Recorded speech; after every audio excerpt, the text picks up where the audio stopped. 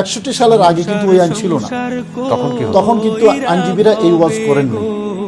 61 সালের পরে যখন আইন হয়েছে আমরা এটাকে সিদ্ধ মনে করতেছি। আবার হয়তো 10 বছর পরে অন্য আইন হবে, তখন সেটাকে আমরা রাইট বলবো। কিন্তু ইসলাম ওই লিমিটেড কোনো টাইমের জন্য আইন দেয় না। ইসলামদের আমাদের এই আপা যেটা বললেন যে সেই যুগে আপনার যুদ্ধ বিগ্রহ হয়েছে, নারীদের সংখ্যা কমে গেছে, বেড়ে গেছে, সেই জন্য বহু বিবাহের কথা। এটা একটা সার্কামস্টেন্স।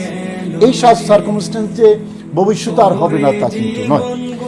এখানে মূল বিষয়টা হলো নারীর বা স্ত্রীর, প্রথম স্ত্রীর মতামত দেওয়া লাগবে কি।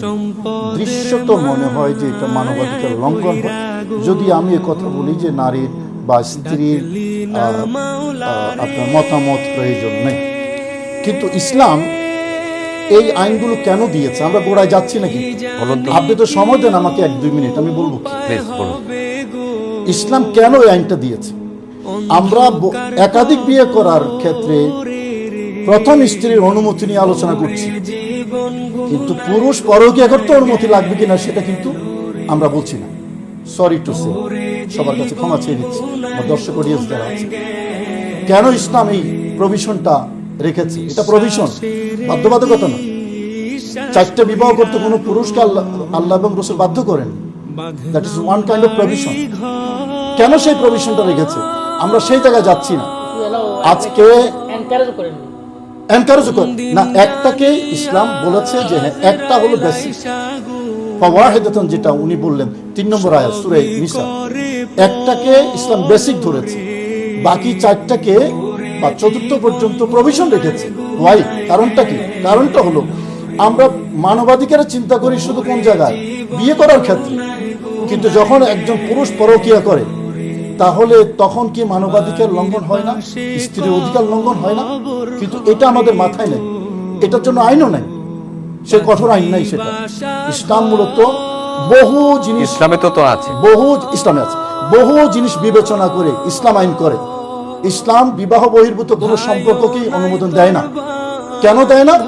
কারণ একজন পুরুষ যখন একজন নারীকে বিয়ে করে তখন এই পুরুষ এই নারীর জন্য থাকবে, এটা ইসলাম সমর্থন করে।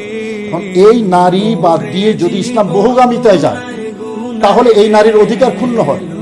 এখন বহুগামিতায় না গিয়ে তার জন্য যদি একটা উইন্ডো খোলা রাখা হয় ইসলাম প্রয়োজনে, যেমন তালাকের কথা বলতেও বলেন নাই, তালাককে কিন্তু ইসলাম উৎসাহিত করেনি। তালাককে নিকৃষ্ট ধরনের একটা বৈধ কাজ বলা হয়েছে, just one kind of provision.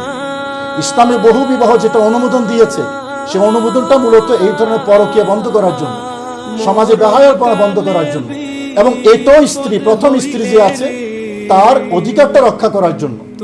যেভাবে আমরা যেভাবে বিবেচনা করি যে একের অধিক স্ত্রী নিলে এই স্ত্রীর অধিকার ক্ষুণ্ণ হবে, অনুরূপভাবে আমরা যদি পরকীয়াটাকে বিবেচনা রাখি সেখানেও কিন্তু অধিকার ক্ষুণ্ণ হচ্ছে, এবং এক ধরনের মানে বিস্তৃত একটা অনুমোদন দিয়ে দেওয়া হচ্ছে।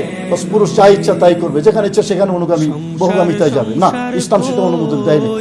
তার মানে ইসলাম এক ধরনের রেস্ট্রিকশন আরোপ করে দিয়েছে পুরুষের উপরে, রেস্ট্রিকশন আরোপ করে যে তুমি যেখানে ইচ্ছা সেখানে যেতে পারবে না। ইসলামের রুলস আছে। আবারও বলি, রাষ্ট্র আইন করবে রাষ্ট্রের।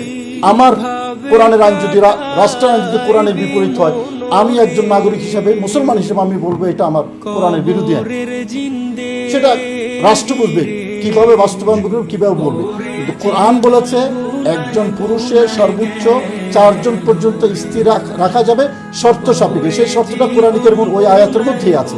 এবং এটার মূল উদ্দেশ্য হলো, আমি শেষ করি, এটার মূল উদ্দেশ্য হলো ইসলাম যেটা অনুমোদন করে না সেই